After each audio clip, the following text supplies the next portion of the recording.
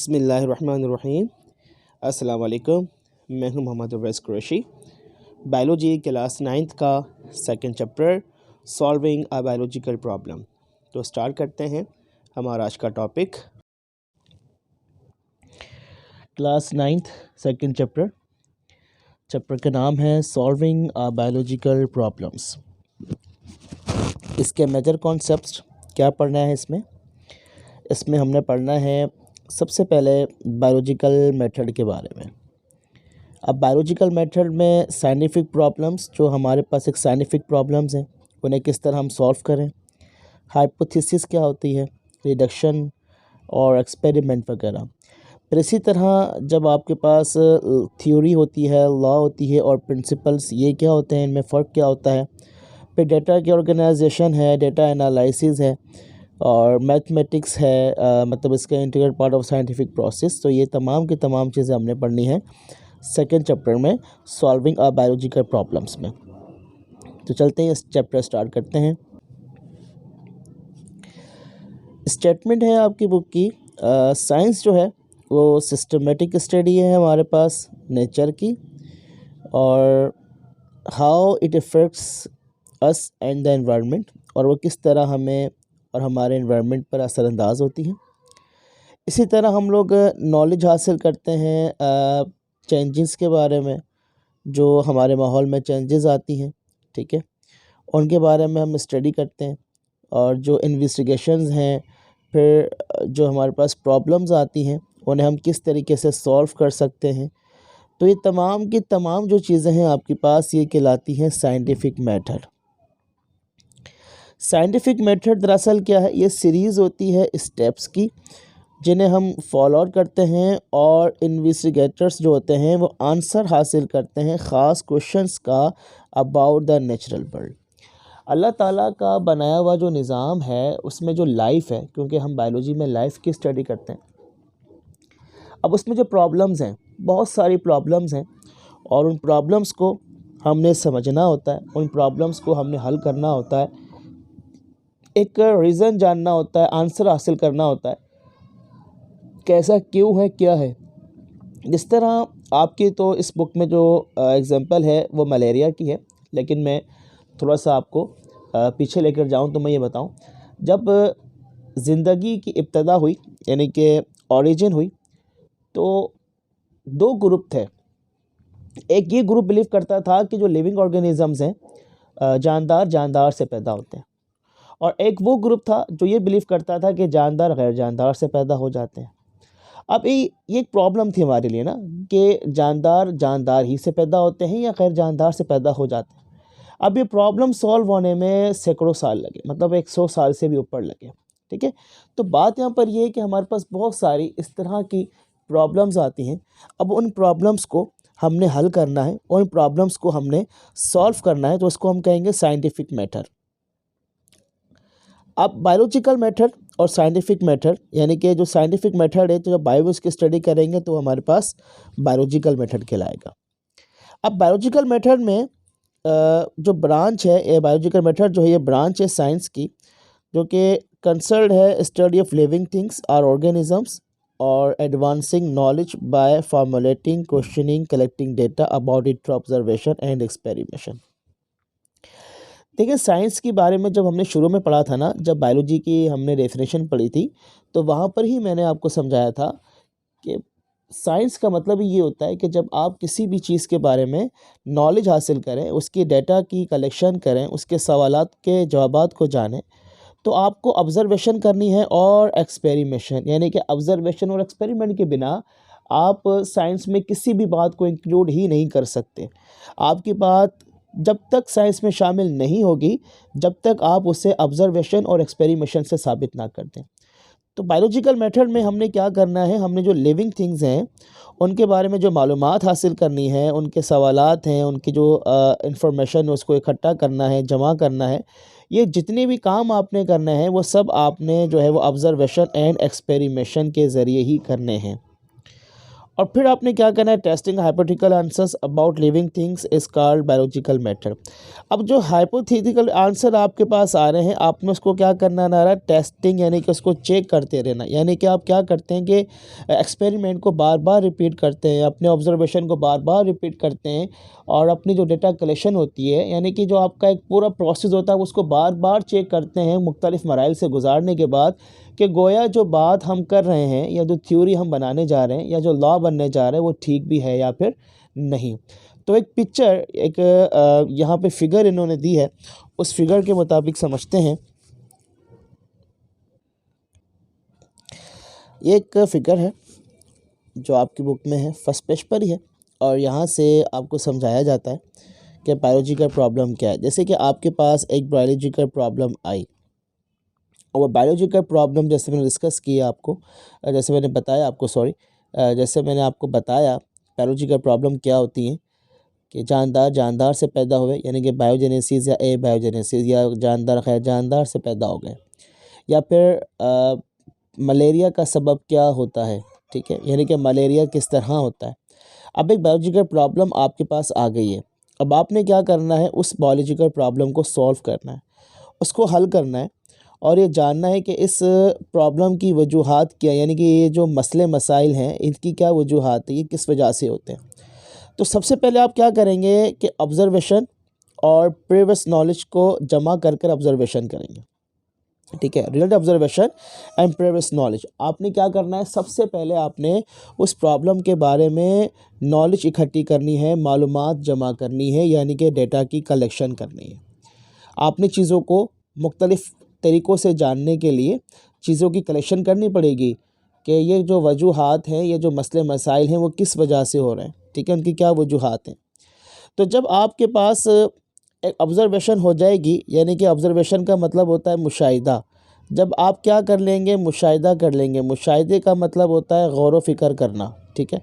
जब आप मुशाहिदा कर लेंगे और मुशाहिदा करने के बाद आप एक इंटेलिजेंस गेस पर पहुंचेंगे, यानी कि आप एक नतीजे पर पहुंचेंगे अपने इंटेलिजेंस की बिहाफ पर, अपने ऑब्ज़र्वेशन की बिहाफ पर, तो वो आपका कहलाएगा हाइपोथेसिस, ठीक है। क्या कहलाएगा, हाइपोथेसिस। हाइपोथेसिस को हम कहते हैं इंटेलिजेंट गेस, ठीक है। ये आपके पास क्या होता है, ये आपके पास इंटेलिजेंट गेस होता है, ठीक है, जो आप करते हैं इंटेलिजेंट गेस अपने इंटेलिजेंसी की बिहाफ पर डेटा को कलेक्शन करने के बाद, ऑब्जर्वेशन करने के बाद आपको जो चीज़ लगती है कि ये ऐसा हो सकता है या इसकी वजूहात हैं, तो वो आपके पास हाइपोथेसिस कहलाता है।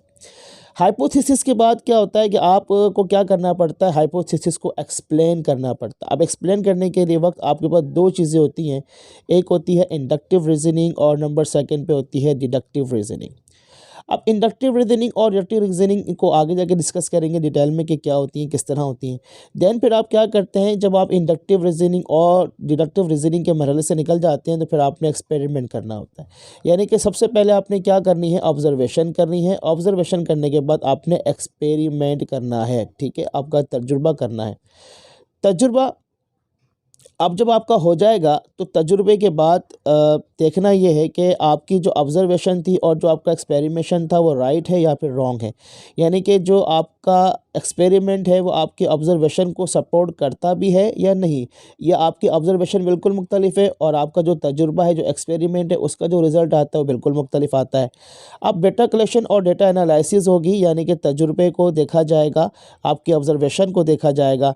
अगर आपका जो डेटा है वो सपोर्ट करता है हाइपोथेसिस को, यानी कि जो आपने ऑब्जर्वेशन की थी और फिर जो आपने अपना इंटेलिजेंस गेस दिया था, एक्सपेरिमेंट जो है वो आपके इस हाइपोथेसिस को ठीक कर देता है, यानी कि सपोर्ट करता है, तो आपकी बात क्या बन जाएगी, थ्योरी बन जाएगी, ठीक है।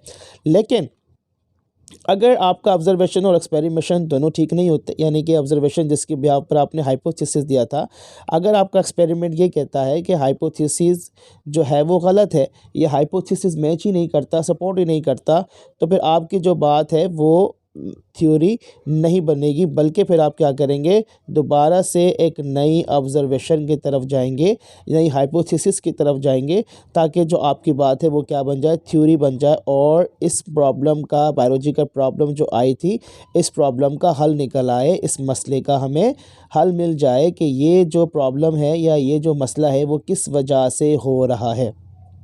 तो बायोलॉजिकल प्रॉब्लम में बेसिकली हम क्या करते हैं, बेसिकली जो है वो हम लोग प्रॉब्लम्स को, यानी कि पूरा जो प्रोसेस किया जाता है ये प्रॉब्लम्स को हल करने के लिए किया जाता है। तो बायोलॉजिकल प्रॉब्लम और हाइपोथेसिस, डिडक्शन एंड एक्सपेरिमेंट, इसमें करते क्या हैं, क्वेश्चंस जो होते हैं उन्हें सॉल्व किया जाता है नेचुरल वर्ल्ड के बारे में, और जो प्रॉब्लम्स होती हैं इन्वायरमेंटल, इकोलॉजिकल, हेल्थ से रिलेटेड, उन्हें भी हम क्या करते हैं, हल करते हैं। अब जो प्रॉब्लम्स हैं ये नहीं देखा जाता कि वो किस टाइप की प्रॉब्लम्स हैं, लेकिन साइंटिस्ट क्या करते हैं, उनकी स्टडी करते हैं उन प्रॉब्लम्स की, और फिर उन प्रॉब्लम को जो है वो सॉल्व करने की कोशिश करते हैं, और आंसर जानते हैं, और यानी कि जवाब हासिल करते हैं लॉजिक और सपोर्टेड बाय एविडेंस, यानी कि सबूत की मौजूदगी में। उस चेंज के बारे में जो सवालात होते हैं उनके जवाबात को जाना जाता है, और जो चेंज आ रहा है उसकी क्या वजूहात हैं, ये जो सवालात हैं, ये जो हेल्थ से प्रॉब्लम्स हो रही हैं या जो रिलेटेड हैं, या इसी तरह आपके पास कोई और भी अगर कोई प्रॉब्लम है तो उसको जो हल करते हैं तो वो एविडेंस वगैरह हासिल करते हैं। जैसे यहाँ पर इन्होंने मिसाल दी है मलेरिया की, ठीक है, एग्जांपल ऑफ मलेरिया। अब जो मलेरिया है ये पहले ज़माने में जो है वो एक बड़ी किलर डिजीज़ हुआ करती थी, और इसमें जो है ना वो हज़ारों लोग मर जाया करते थे। मलेरिया आज एक मामूली सी बीमारी है जो कि एक मच्छर काटने से होती है, एनाफिलीज फीमेल मॉस्किटो होती है, जिसके सलाइवा में प्लाज्मोडियम होता है, और वो मलेरिया का सबब बनता है, मलेरिया करता है। लेकिन पहले ये बात नहीं जानते थे, और पहले ये जो बीमारी है ये बहुत ज़्यादा फैल जाती थी, और हज़ारों लोग इस बीमारी का शिकार होते थे और मर जाया करते थे। तो मलेरिया का जो पहले सबब था वो अननोन था, नहीं जानते थे, लेकिन आज जो है वो हम इसके बारे में जानते हैं। देखिए, मलेरिया को पहले कहा जाता था कि वो बैड एयर है, क्योंकि माला का मतलब होता है बैड और एरिया का मतलब होता है एयर, यानी कि पहले के लोग यही तस्वुर करते थे कि वो लोग जो खुली हवा में सोते हैं तो उन्हें ये बीमारी ज़्यादा होती है, यानी कि मलेरिया नाम रख दिया। अब मलेरिया क्या है, मलेरिया में दरअसल सिम्टम्स हैं, जैसे आपको हाई ग्रेड फीवर है, शिवरिंग होगी, बहुत तेज़ बुखार होगा, ठीक है ना, और जिस्म में दर्द होगा, इसी तरीके से जो ना समटाइम वोमिटिंग भी हो जाती है, बुखार आएगा जाएगा, तो ये एक सिम्टम्स हैं। जब पहले ये किसी में सिम्टम्स आया करती थी तो वहाँ के जो लोग हुआ करते थे वो कहते थे कि इसे मलेरिया यानी कि ख़राब हवा लग गई। जैसे अभी भी हमारे यहाँ पर आम है, अगर बीमारियाँ फैलती हैं तो कहते हैं यार ये हवा का कसूर है, हवा ऐसी ही चल रही है। दरअसल हवा का कसूर नहीं होता, वो जो ऑर्गेनिज़म्स हैं, यानी कि जो माइक्रो ऑर्गेनिज़म्स हैं या इस तरह के जो ऑर्गेनिज़म्स हैं हमारे पास जो डिजीज़ कॉज करते हैं, तो वो ही सबब बनते हैं, हवा सबब नहीं होती। हाँ, हवा के ज़रिए वो यहाँ से वहाँ जा सकते हैं, हवा का इस्तेमाल कर सकते हैं वो अपनी मूवमेंट करने के लिए, लेकिन सबब हवा नहीं होती, सबब उसमें जो जरासीम होते हैं वो सबब बनते हैं हमें बीमार करने का ना। तो पहले यही बात थी कि गंदी हवा, ख़राब हवा लग गई है और इसी वजह से जो है वो इसको मलेरिया हो गया। लेकिन देखें ये एक ख़ास कोई बात थी नहीं, मतलब एक सच बात थी नहीं। ऐसे कैसे गंदी हवा से इंसान को इतनी बड़ी बीमारी हो सकती है?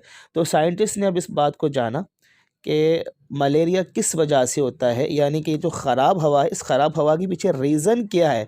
चलिए, अगर ये हवा से भी होता है तो इस हवा में ऐसा क्या होता है कि जिससे इंसानों को मलेरिया यानी कि इतनी बड़ी बीमारी हो जाती है और हज़ारों लोग हर साल इस बीमारी से मर जाते हैं। तो अब साइंटिस्ट ने क्या किया, इस प्रॉब्लम को हल किया। अब इस प्रॉब्लम को जो हल करेंगे हम किसके मेथड के ज़रिए करेंगे, बायोलॉजिकल मेथड के ज़रिए से करेंगे। और बायोलॉजिकल मेथड में हमने क्या करना है, सबसे पहला जो हमारे पास स्टेप है वो है ऑब्ज़र्वेशन। ठीक है, ऑब्ज़र्वेशन करनी है। ऑब्ज़र्वेशन करने के बाद जो है वो फिर हम जानेंगे कि इसका आखिर में रिज़ल्ट क्या निकलता है, यानी कि ऑब्ज़र्वेशन करेंगे। ऑब्ज़र्वेशन करने के बाद जो भी हमारे मराइल हैं, यानी कि ऑब्ज़र्वेशन के बाद हाइपोथेसिस है, डिडक्शन है, इनसे गुज़रते हुए फिर हम जाएंगे एक्सपेरिमेंट की तरफ, और वहाँ से हम क्या करेंगे, अपने ऑब्ज़र्वेशन को साबित करने की, यानी कि अपने हाइपोथेसिस को साबित करने की, प्रूफ करने की कोशिश करेंगे एविडेंस की बिहाफ़ के ऊपर और डेटा की कलेक्शन के बिहाफ़ के ऊपर। अगर हमारी बात राइट हो जाएगी तो हमारी बात साइंस में शामिल हो जाएगी, यानी कि थ्योरी बन जाएगी। अगर हमारी बात साइंस में शामिल नहीं होगी तो उसे रिजेक्ट, यानी कि अगर बात साबित नहीं होगी, सॉरी, तो उसे रिजेक्ट कर दिया जाएगा। देन फिर आपको दोबारा से आगाज़ करना पड़ेगा, दोबारा से आपको ऑब्ज़र्वेशन वगैरह करनी पड़ेगी। तो अब जो हमारे पास एक प्रॉब्लम है वो डिस्कस करते हैं, वो है मलेरिया। अब मलेरिया किस तरह होता है और इस पे किस तरह जो है वो ऑब्ज़र्वेशन की गई, किस तरह हाइपोथेसिस हुआ, अब ये स्टेप बाय स्टेप चीज़ों को समझते हैं।